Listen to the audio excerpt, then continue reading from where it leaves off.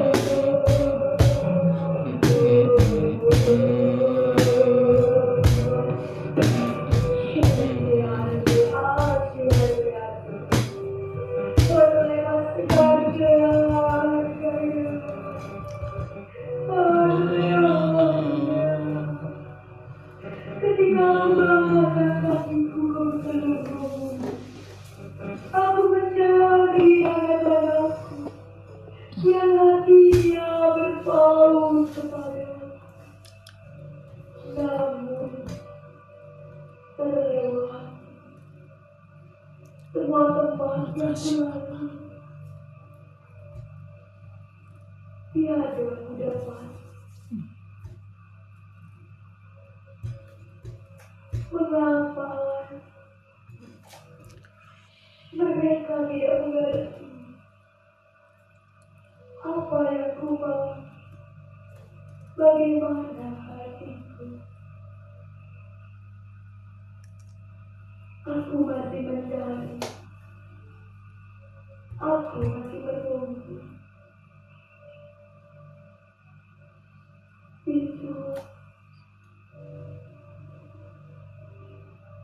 kiranya kami yang hadir hari ini, kau bisa dapati bahwa kami berkenan kepadamu.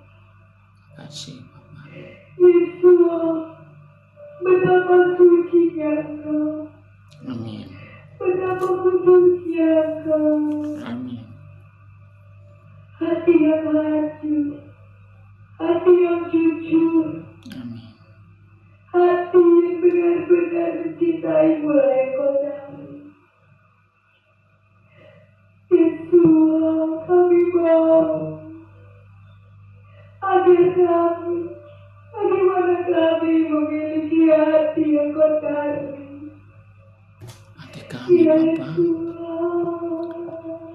hati kami rindu Yesus, menyembah-Mu, Kami ingin memelukmu Yesus Hamasi.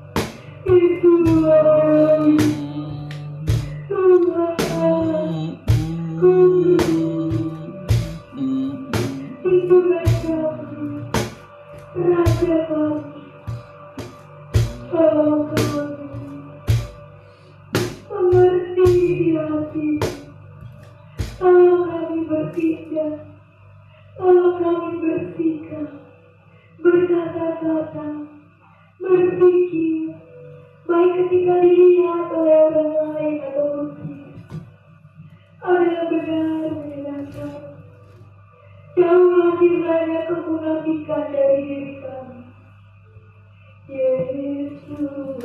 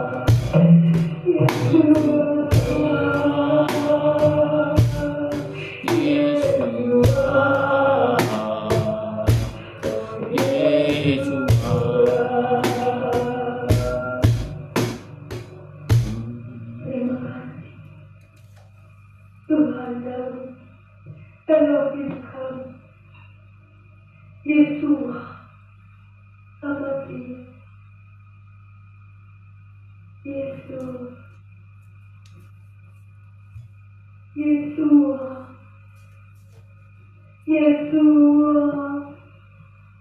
Yeshua, Yeshua, Yeshua,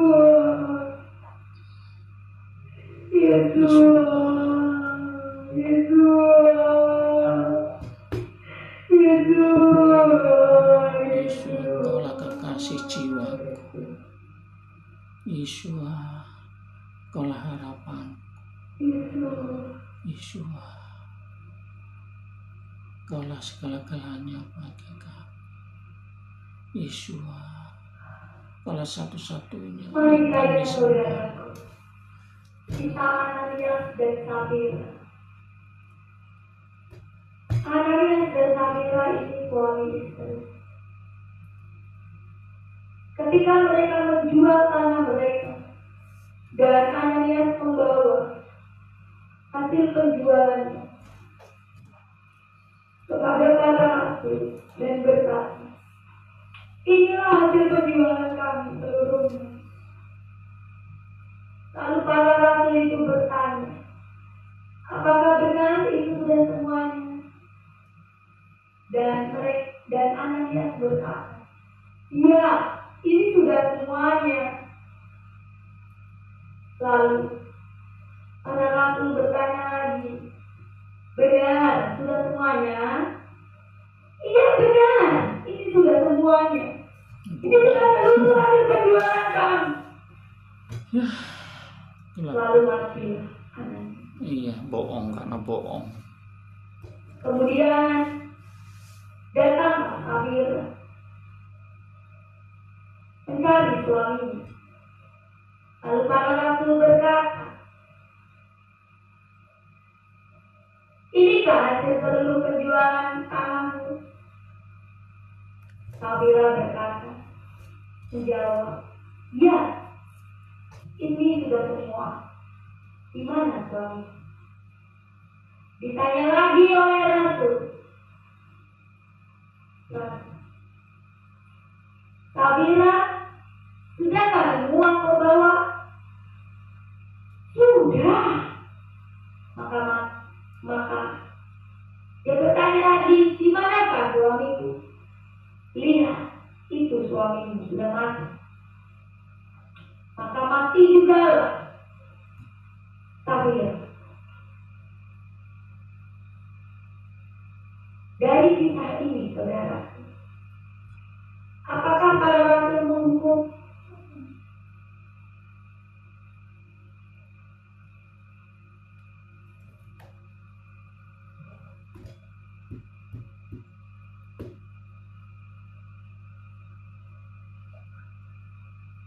Saudaraku, apakah ada gambar? Oh, ada. Ini masih dinasih. Tidak baik. Semua tidak baik. Ya. Nah, saudaraku, sudah bisa lihat ya gambarnya tulis-tulis. Videonya ada. Jadi, apakah para rasul menghukum? Dimarahin, ditegur ketika Ananias dan Safira melakukan kemunafikan, mengadakan kesepakatan untuk membohongi Elohim. Apakah para rasul menghargai mereka? Tidak tertulis. Andai saja para rasul membentak mereka, memarahi mereka, maka itu akan sangat baik bagi mereka. Tapi sayang, para rasul tidak membentak mereka. Karena memang Elohim tidak ingin para rasul memarahi mereka. Karena Elohim mau menunjukkan kepada seluruh jemaat dan seluruh umat mula-mula itu betapa berbahayanya berbohong kepada Elohim. Apakah Elohim mau meminta hasil mereka semua? Tidak. Enggak. Kalaupun mereka tidak mau memberikan, Dia kan cari tidak kejujuran. cari Tapi yang hatinya. kita minta adalah kejujuran. Kejujuran. Kejujuran dan hatinya. Apa yang keluar dari hati. Akibat dari ketidakjujuran, akibat dari kemunafikan dan bermuka diri, di depan kelihatan saleh, di belakang preman. Itu membuat Yesua Hamasiah Yahweh Elohim murka, dan kematian Ananias dan kematian Safira itu maknanya adalah kalau mereka memang mati dan mati juga. Pada waktu kita hari ini, sebelum mereka mati jasmani, mereka mati secara roh. Jadi akan dibuang, mati dan dikubur. Iya. Ya kan? Dilempar ke jurang maut, saudara. Nah, sekarang cerita yang hampir mirip tetapi beda. Ya, jadi kemunafikan pun di hadapan Yahweh Elohim merupakan perzinahan. Ketidaksetiaan itu berzina. Perzinahan itu bukan hanya bersetubuh dengan seseorang yang tidak ada covenant yang diberkati oleh Bapa Yahweh Elohim. Bukan ya, bukan hanya itu. Kalau itu ya pasti jelas. Tetapi dari mata kita, telinga kita, mulut kita, pikiran kita, hati kita, itu saja bisa berzina. Nah, sekarang kita lihat apa yang dilakukan Yesua kepada perempuan yang berzina. Ketika saya diperlihatkan firman ini, saya terkejut karena selama ini tidak ada yang membahas. Selama ini hanya tahu wanita ini diampuni, begitu ya. Tapi kenyataannya apakah begitu? Ya, salam Kak Fiona, salam saudaraku semuanya ya. Jadi mari kita buka kitab suci kita, Yohanes pasal 8, saudaraku ya. Saya agak serak ya, nggak apa-apa. Yang penting jelas kan suaranya. Kan suaranya.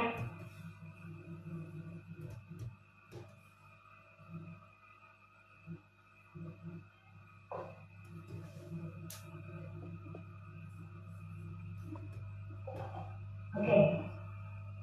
Yohanes pasal 8. Wanita yang berzina. Dan Yesua pergi ke Bukit Zaitun. Dan ketika fajar menyingsing, dia kembali di bait suci. Dan semua orang datang kepadanya. Dan setelah duduk dia mengajar mereka. Dan para ahli kitab dan orang-orang Farisi membawa kepadanya seorang wanita yang telah tertangkap basah dalam perzinahan. Kalau ini nyatanya saja wanita ini memang melakukan perzinahan. Dan setelah menyuruhnya berdiri di tengah-tengah, mereka berkata kepadanya, "Guru, wanita ini telah tertangkap basah ketika sedang berbuat zina. Dan di dalam Taurat, Musa memberi perintah kepada kami agar wanita-wanita semacam ini dirajam. Lalu engkau hendak mengatakan apa, Guru?" Adapun mereka mengatakan hal itu untuk mencobai dia, supaya mereka dapat mempersalahkannya. Tetapi sambil membungkuk, Yesua menulis di tanah dengan jarinya. Apa yang ditulis Yesua seakan tidak memperdulikannya.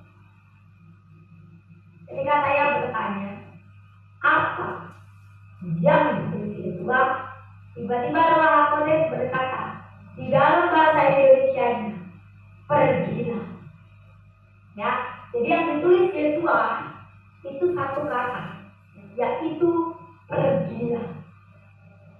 Nah, nanti kita bahas pergilahnya untuk siapa. Saya kayaknya pernah itu ada seseorang yang berkhotbah tentang apa yang ditulis Yesua, tapi saya tidak mendengarkan apa yang ditulis. Tapi pagi ini Ruh HaKodes dan Yesua Hamasiah sendiri berkata, yang aku tulis adalah bergila. Gitu ya. Nah, seakan tidak mempedulikannya.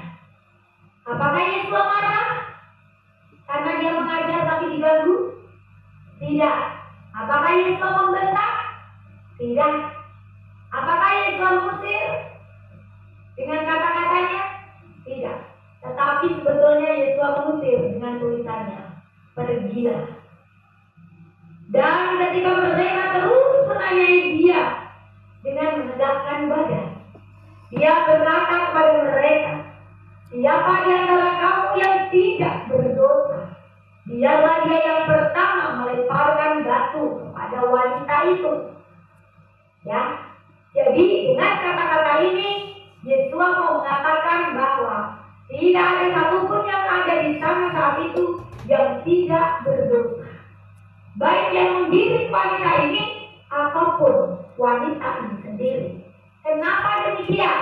Karena yang mengiring pun bukan dengan maksud untuk meluruskan jalan wanita ini, untuk membuat dia bertobat, bukan. Tetapi dengan maksud mencobai Yesua Hamasiah supaya dapat ditemukan kesalahannya. Jadi paham? Nah, Yesua melihat roh. Yesua melihat hati. Yesua melihat pikiran. Yesua tidak, kau bukan Yesua yang memandang muka, ya kan? Yang melihat muka kita, yang melihat wajah kita, yang di luar ini loh, bukan. Tetapi Yesua melihat roh. Saya ulangi lagi ya. Yesua melihat roh. Melihat roh di dalam. Apa yang dilihat Yesua? Roh kita. Ya. Jadi bukan jasmani tapi roh. Di sana. Maka itu dikatakan, siapa di antara kamu yang tidak berdosa, biarlah dia yang pertama melemparkan batu kepada wanita ini. Apakah wanita ini dibela? Apakah wanita ini dibela? Tidak. Karena Yesus tahu dia berdosa. Tapi Yesus berkata untuk menyadarkan. Ini adalah saat yang sangat sulit. Jikalau kita manusia yang menghadapinya, pasti tidak akan berhikmat. Karena itu akan sangat amat sulit, saudaraku. Iya. Mengapa amat sulit? Ya, karena disuruh milih, ya kan? Tapi Yesus sangat bijak. Dia berkata, ini bahasa sehari-harinya ya, saya yang merasakan. Hei kalian yang bawa ke sini pun tidak lebih bersih daripada wanita ini. Wanita ini sudah justru kelihatan dosanya. Memang dia berzina, dia berdosa, ya kan? Dan dia datang dengan sentuh hati dan malu, sudah ketahuan. Tidak perlu aku hukum, dia sudah terhukum. Tapi kalian yang membawa dia ke sini, kalian lebih berdosa. Iya. Karena tujuannya apa? Mempermalukan dia, mau menjatuhkan Yesua dia, mau menjebak Yesua dia, ya kan? Tuh, jadi siapa yang dipilih? Nggak ada. Jadi dua-duanya, dua pihak sama-sama agak benernya, ya. Jadi saudaraku, Yesua sekali lagi, Yesua melihat maksud hati. Makanya dikatakan, hati hamba yang selalu kau cari. Ya kan? Iya. Bahkan di nama yang lama saja sudah seperti itu. Ya. Jadi yang dicari adalah hatiku yang suci dan murni yang kau cari. Bukan hebat, bukan cantik, bukan gagah. Ya saudara, hati kita, roh kita, itu ya saudara. Iya. Nah Ini dia saudaraku. Saya yakin belum pernah Anda mendengar khotbah seperti ini. Karena saya saja baru mendengar sekarang ini. Jadi ketika Anda mendengarnya, saya juga baru mendengarnya. Lalu siapa Bu yang bicara? Lihat saya aja nggak buat catatan kok, cuma buka ayat langsung. Yang berbicara Yesus sendiri, rumah Kodes sendiri yang menuntun. Saya saja sampai, oh gitu. Saya selama ini berpikir, udah diampuni waktu pergi. Jadi kalau ada orang berdosa ya biarin gitu kan. Luar biasa ini saudaraku ya. Nah, siapa di antara kamu yang tidak berdosa? Biarlah dia yang pertama melemparkan batu pada wanita itu. Dan dengan membungkuk dia menulis lagi ke tanah.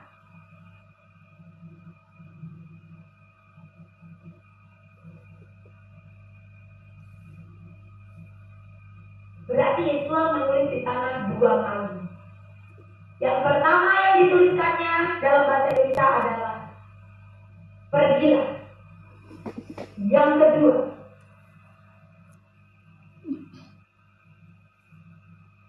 enyahlah engkau para pembuat kejahatan.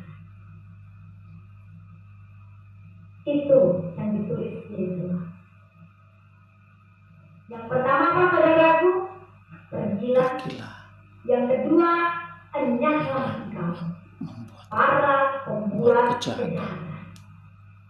Karena bagi Yesus, baik perempuan berzina ini ataupun orang-orang ini, semuanya adalah para pembuat kejahatan. Lalu setelah mendengar dan karena ditembelak oleh hati nuraninya, mereka pergi satu persatu. Mulai dari yang tua-tua sampai yang terakhir. Apa maksudnya yang tua-tua? Apa Anda tahu? Kenapa berurutan disebutkannya? Itu menunjukkan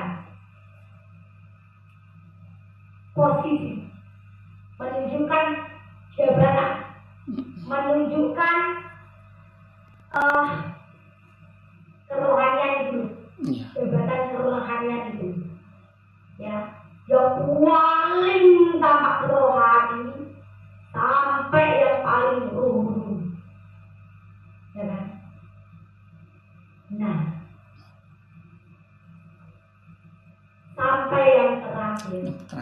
Dan akhirnya hanya Yesus ditinggalkan sendirian. Juga wanita itu yang berdiri di tengah-tengah. Lalu sambil berdiri, dan karena melihat tidak ada lagi seorang pun selain wanita itu, dia berkata kepadanya, "Hai wanita, di manakah mereka? Orang-orang yang mendakwamu itu, tidak adakah yang menghukum engkau?" Dan dia berkata, tidak ada seorang pun. Ya Tuhan. Lalu Yesus berkata kepadanya, "Aku pun tidak menghukum engkau. Pergilah dan jangan berdosa lagi." Saya tanya kepada Anda, adakah kata bahwa Yesus mengampuni wanita ini? Adakah kata bahwa Yesus mengampuni wanita ini, saudaraku? Tidak ada. Tetapi kebanyakan gembala-gembala, pendeta-pendeta mengartikannya sebagai apa? Yesus mengampuni. Nah ini loh yang membuat Yesus itu berduka. Karena masing-masing orang tidak mau menggali firman di dalam roh dan kebenaran. Tetapi dengan ilmu pengetahuan mereka, dengan buku-buku referensi mereka, sehingga inti daripada firman itu sendiri tidak bisa mereka pahami dan tidak tersingkap setiap rahasia. Ya. Dan tidak tersingkap setiap rahasia yang ada di dalam firman. Kenapa bisa tidak tersingkap? Karena tidak menyampaikan firman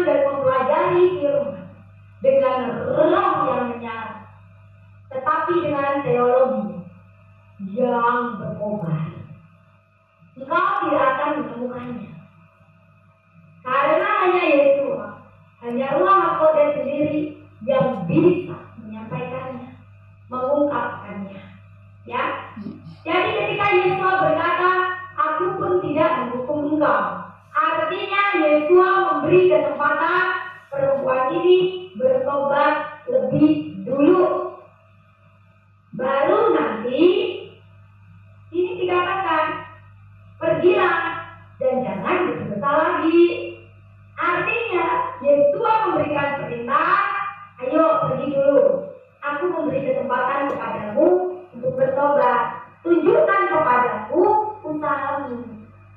Ya, tunjukkan kepadaku kesungguhanmu. Ya kan? Jadi Yesua berkata kepada perempuan ini, aku akan memproses engkau. Apakah engkau bersedia untuk diproses? Sehingga nanti engkau akan memperoleh pengudusan dan pemurnian. Karena untuk dosa-dosa yang sedemikian, Yesua tidak bisa langsung berkata, dosamu diampuni.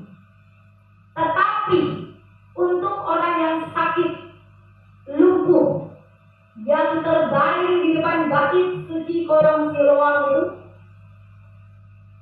Yesua berkata, berdirilah dan angkatlah tikarmu dan masuklah ke kolam Siloam. Ya kan? Nah, jadi saudara, Yesua bahkan berkata, berdirilah, bangkitlah, angkatlah tikarmu, berjalanlah, dosamu telah diampuni. Jadi bedakan di sini. Kenapa orang ini langsung memperoleh pengampunan? Karena orang ini tidak melakukan dosa. Yang berdosa siapa? Dikatakan, guru, siapakah yang berdosa kalau orang ini mengalami ini? Tetapi dikatakan, dia mengalami semua ini. Diizinkan Eloi, agar Eloi dapat menyatakan kemuliaan. Ngerti bedanya? Tapi kenapa Yesus berkata dosamu telah diampuni? Artinya dari keturunannya, dari nenek moyangnya. Tetapi dia yang harus menanggungnya, menanggung semua pendosanya. Tetapi selama hidupnya dia sebetulnya tidak melakukan dosa-dosa itu. Ya, saudaraku, beda. Tetapi wanita ini dia sengaja berzina. Dia menjadikan perzinahan itu justru sebagai alat untuk mencari berkat, untuk mencari uang, untuk mencari penghasilan. Ya. Jadi dia melakukannya dengan sadar dan sengaja. Maka untuk memperoleh pengampunan pun dia harus melalui proses demi proses demi proses.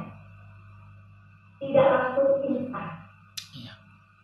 Jadi kalau ada sebuah tempat yang membuat ruangan pengakuan dosa, kemudian semua umat bisa datang masuk ke dalam ruangan itu, dan pemimpinnya berada di dalam ruangan itu dan berkata, diampuni dosamu. Wah, ketawa saya.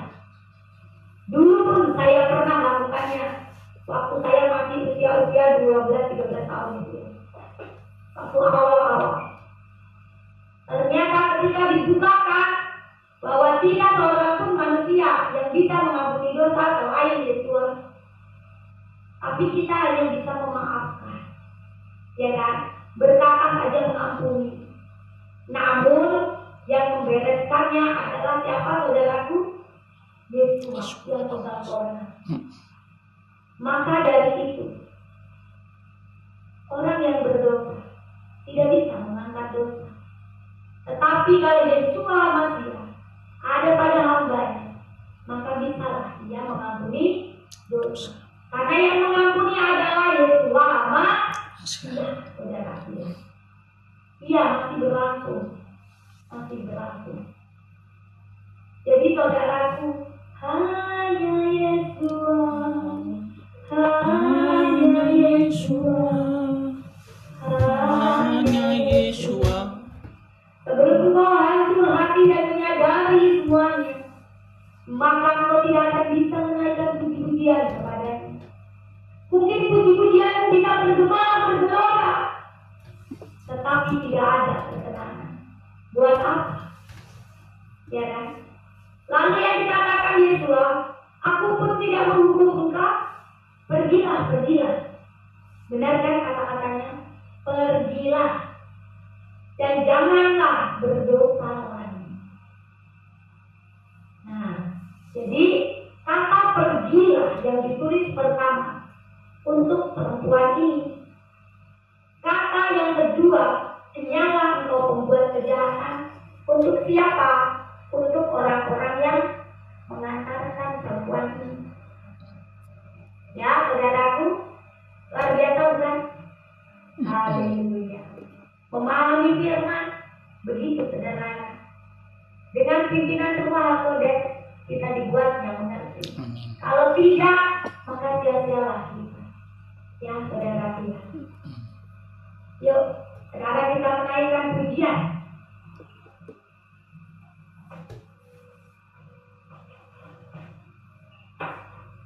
Ternyata Roh Kudus masih dikatakan begini. Perzinahan saat ini, pergilah, pergilah. Benar kan kata-katanya? Pergilah. Dan janganlah berdosa lagi. Nah, jadi kata dengan pimpinan Roh Kudus kita dibuat yang mengerti. Kalau tidak, maka sia-sialah kita. Ya, saudara kita.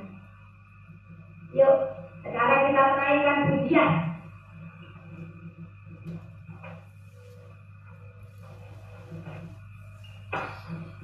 Ternyata Roh Kudus masih dikatakan begini. Perzinahan saat ini bukan hanya persetubuhan, tetapi juga dengan alat yang Anda pakai untuk beribadah ini, untuk melihat saya, itu juga bisa melakukan perzinahan. Dengan Anda terbuai cinta, terbuai kotoran, itu juga perzinahan. Dengan Anda tidak mengakui semua hal yang pernah Anda lakukan di masa lalu dan datang kepadanya meminta ampun, itu juga perzinahan. Iya, nggak mengakui. Perzinahan membuat seseorang menyembunyikan segala sesuatu dan tidak mau mengakui dosanya. Itu pun berzina. Ya, saudara. Nah, ini tidak boleh yang tertulis. Perzinahan itu, roh itu juga membuat kita susah menghargai hadirat Yesus dan diambil Elohim. Ruah Kudus. Oleh sebab itu, mari penghargaan yang tertinggi, penghormatan yang tertinggi, etika harus kita pakai. Kalau Anda masuk ke dalam sebuah persekutuan, puji-pujian sedang dinaikkan, hadirat yang terasa, jangan langsung masuk dan duduk. Ya, kalau engkau mau duduk maka duduklah di luar pintu. Ya, tunggulah sampai perkenanannya datang. Jangan langsung nyelonong. Makanya inilah rahasianya. Gereja-gereja kehilat tidak ada hadirat di sana. Gersang kosong. Anda berangkat kosong, pulang lebih kosong lagi. Anda berangkat kosong, pulang kosong. Sisi ya. Kosong? Iya, karena yang Anda dapat percuma dari hadirat. Hanya dari manusia. Karena apa? Karena jemaat tidak diajarkan untuk menghormati hadirat Ruah Kudus, menghormati hadirat Yesus Hamasia, menghormati hadirat Elohim, Yahweh Elohim. Jadi bagaimana kita bisa menghormati Elohim kalau hambanya yang hidup, yang nampak saja tidak menghormati? Ya kan? Tidak kau hargai.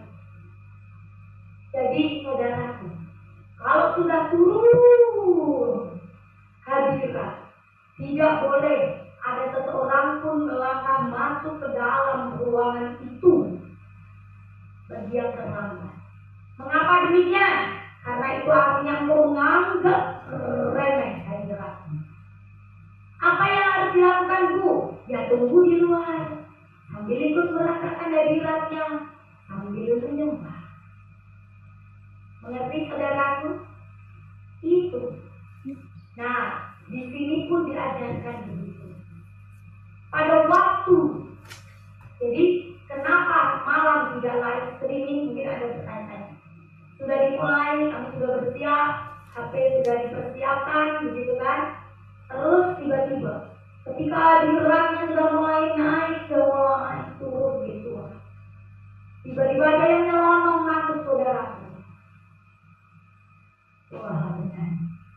Ada yang nyelonong masuk, langsung duduk. Kenapa? Yesua tidak marah, tidak langsung duduk. Yesua langsung pergi. Dia marah namanya ya. Yesua langsung berjalan. Yesua selalu ada di sebelah kiri saya. Eloi selalu ada di sebelah kanan. Dan Ruah HaKodes ada di sini. Saya tidak pernah hadir sendirian. Yesua langsung pergi, meninggalkan tempat. Karena Yesua pergi, timnya juga pergi dong. Langsung les. Wah, saya sedih sekali. Lemas rasanya tubuhnya. Bagaimana mau menyembah? Dan karena apa? Karena saya ini sangat merombak. Jadi saya memimpin Anda bicara begini, kalau saya lihat Yesua sudah nggak ada, saya tidak mau. Saya akan berhenti. Ya. Jadi saya langsung bilang, saya hanya bisa menangis. Tidak ada kemarahan, tidak ada bentakan. Saya hanya berkata, Yesua sudah berlalu. Maka buat apa kita berkumpul? Pada sebab itu, semua pulang. Saya, ketika mereka semua bersujud dan memohon ampun, saya pergi berjalan keluar ke ladang jagung. Saya menatap ke langit. Saya memanggil berseru, Yesua, akukah yang berdosa sehingga Engkau meninggalkan aku, Yesus? Tapi Yesua berkata, dia ada di depan saya. Tidak. Tetapi aku begitu kesal karena mereka telah dididik sekian bulan. Tapi untuk memiliki rasa hormat saja kepadaku sangat tinggi. Kalian ini sedang dididik untuk menjadi keluarga kerajaan. Amin. Orang mau masuk ke dalam aula raja, itu ada sopan santun, ada tata cara, ada etika. Iya. Wah, sudah. Awalnya hanya itu. Ternyata ketika Yesua berkata, semua diam, semua merenung, renungi kekeliruannya. Justru malah ada seseorang yang nyanyi dengan penangis. Juga disuruh tenang, disuruh diam. Yesua yang rasanya di hati saya makin membara. Ini orang-orang diajar berhari-hari, tidak kenal lelah. Di dapur diajar, di ladang diajar, tiap ketemu diajar, dididik. Sehari 3 kali dididik. Keluar kuping kanan, masuk kuping kiri. Nah,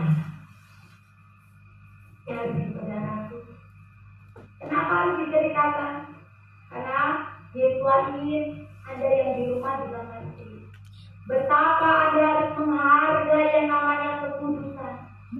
Waktunya Yesus, jamnya Yesus, jam beribadah. Bagaimana kita pasti kita benar-benar harus menghargai ini. Ya saudaraku. Jadi bagaimana Yesus mengharapkan hari ini? Ada seorang wanita sudah berumur, namun beberapa hari ini ketika melihatnya Yesus begitu geram. Padahal saya pribadi saya tidak ada masalah. Tetapi Yesus itu sangat geram melihatnya. Karena apa? Karena ada sesuatu yang disembunyikannya. Ada ketidaktaatan yang sembunyi-sembunyi dikerjakannya.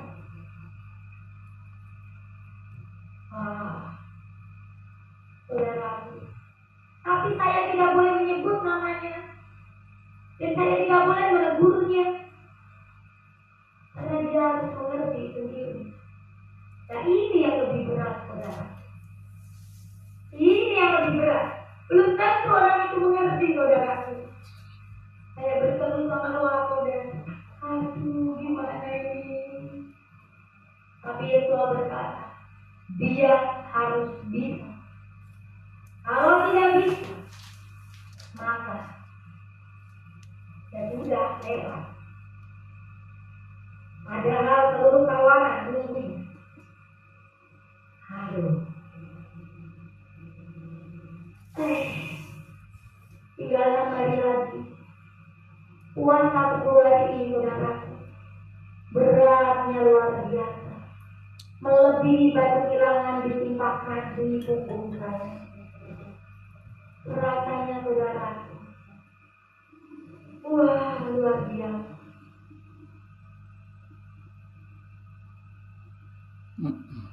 Luar biasa. Puasa 40 hari terlalui dengan begitu ringan.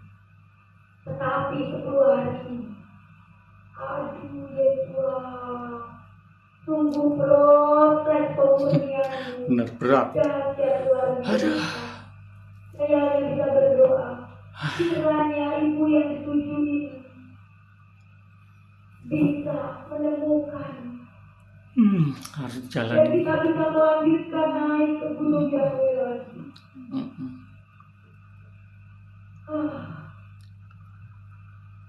Jadi saudaraku, bagaimana sucinya, bagaimana murninya, apalagi sudah ada awan kemuliaan di tengah-tengah Bani Sion. Bagaimana engkau berani bermain-main, seluruh anak muda saja, HP-nya dikumpulkan semuanya. Tidak ada yang bermain HP sepanjang hari. Wah, saudaraku, bagaimana saya bisa menegurnya? Wah, saudaraku, karena Yesus berkata, tidak. Dia harus tahu sendiri. Wah, saudaraku, jangan sekali-kali Anda pernah bermain game. Dan anak-anak Anda yang suka game, sadarlah, mereka mempunyai kepribadian yang ganda. Wajahnya ada 2 bahkan 3. Itulah yang menjadi masalahmu, saudara. Kemurnian, ketulusan, kekudusan, itu yang dinanti Yesus. Yesus berkata semalam, ketika saya datang kepadanya menyembah, dia berkata, kalau mereka tidak bisa segera melakukan,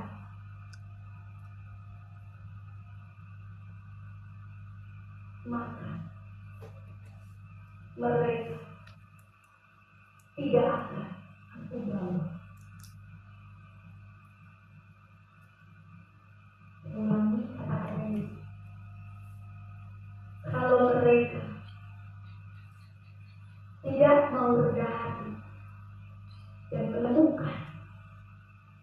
kekurangan dan dosa mereka. Kalau mereka tidak bisa segera membereskannya dengan Yesus, maka aku tidak akan membawa mereka. Tidak akan membawa mereka.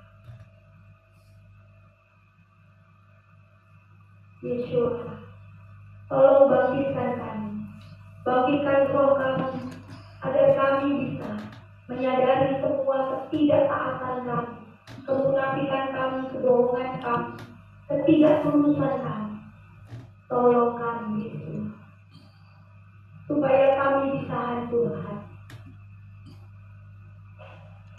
di hadapan. Bangkitkan rohku, ya Yesus, pulihkan aku, ya Yesus, nyatakan kehendakmu, aku dapat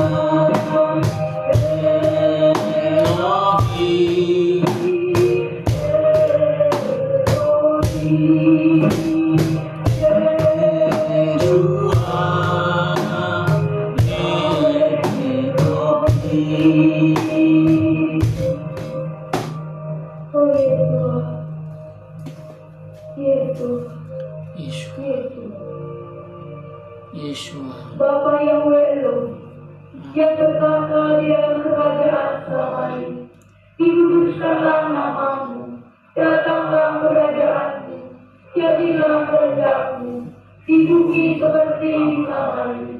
Berikanlah kami pada hari ini makanan kami yang secukupnya, dan ampunilah kami akan kesalahan kami, seperti kami juga mengampuni orang yang bersalah kepada kami. Dan janganlah membawa kami dalam pencobaan, tetapi lepaskanlah kami daripada yang jahat. Karena Engkau yang punya kerajaan dan kuasa dan kemuliaan sampai selama-lamanya. Berkat daripada Bapa yang Elohi, kiranya membuat kita mampu menyelidiki hati kita, pikiran kita, jiwa dan roh kita, agar pada waktu itu datang kita didapatinya berkenan dan dibawanya naik bersama-sama. Dalam nama Yesus Masiah kami bersyukur. Amin. Amin. Amin.